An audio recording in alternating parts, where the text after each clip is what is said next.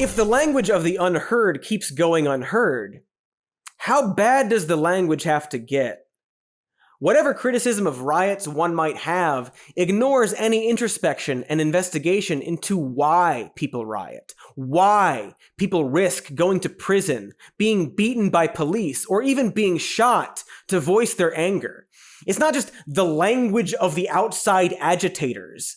And the media, who focus on condemning rioters and looters, give oppressive leaders the cover they need to make statements like this. So what that tells me is that two things.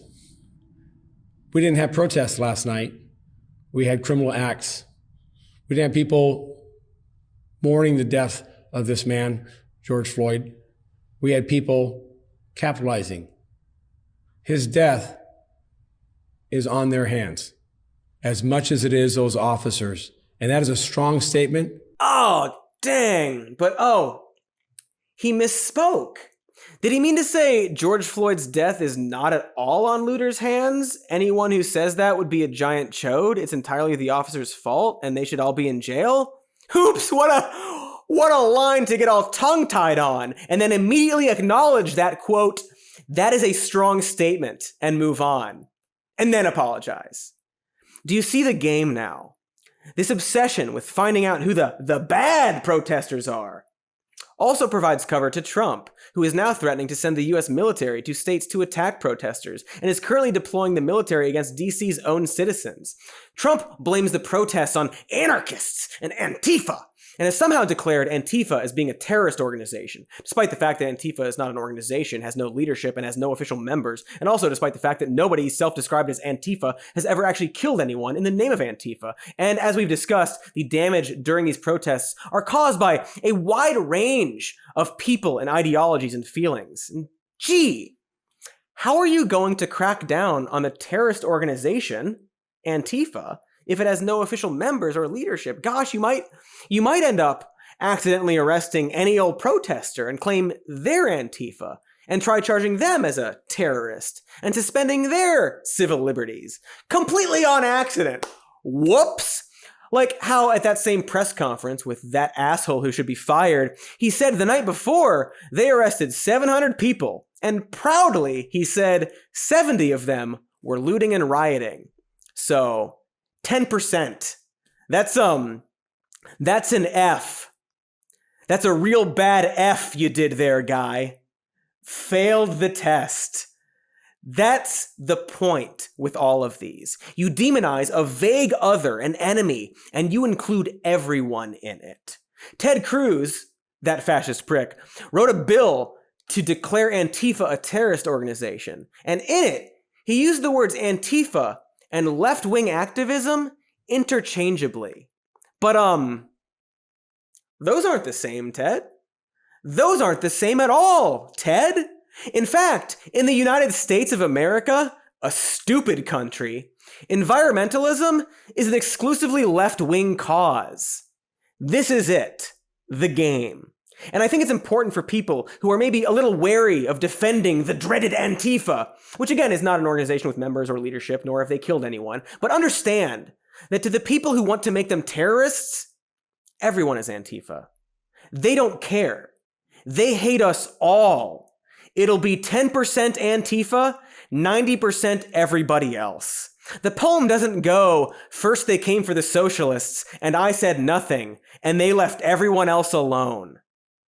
They will use it as an excuse to hunt down whatever US citizen they choose. Just take it from Republican representative and fascist prick Matt Gaetz, who said, now that we clearly see Antifa as terrorists, can we hunt them down like we do those in the Middle East?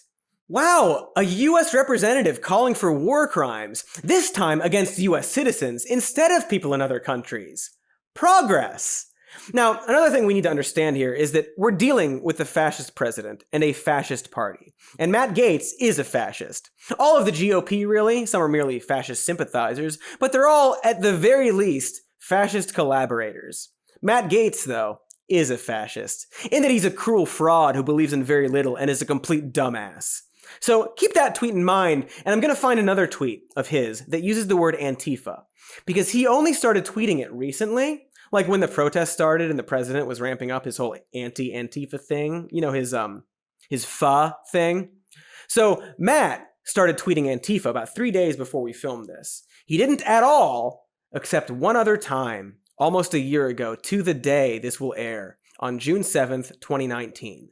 The Antifa follower arrested for assault at my town hall last week today mocks the homicides of former GOP senators.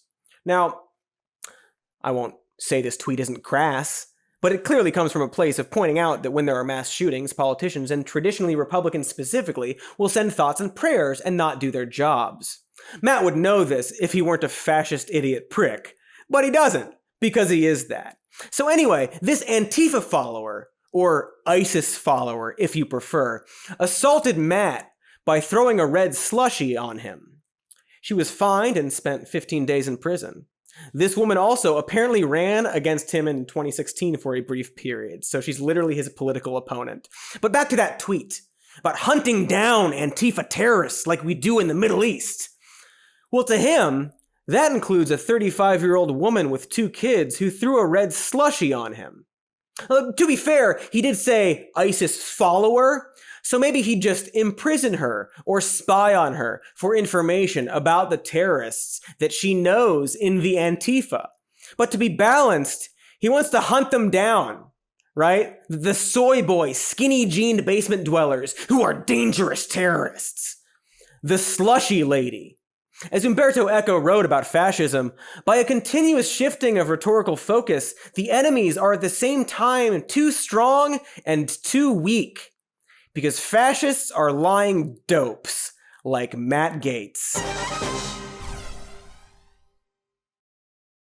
Woo! Hey! Thanks for watching that entire video, which I know you did. And if you did and liked it, make sure to like it on the video and subscribe to the channel. And the comments can be nice or mean. I don't care. Do you like this new bit where the pages are blank, but also the pencil is empty? Ha ha ha ha. Also, we have a podcast called Even More News and a Patreon. Ah!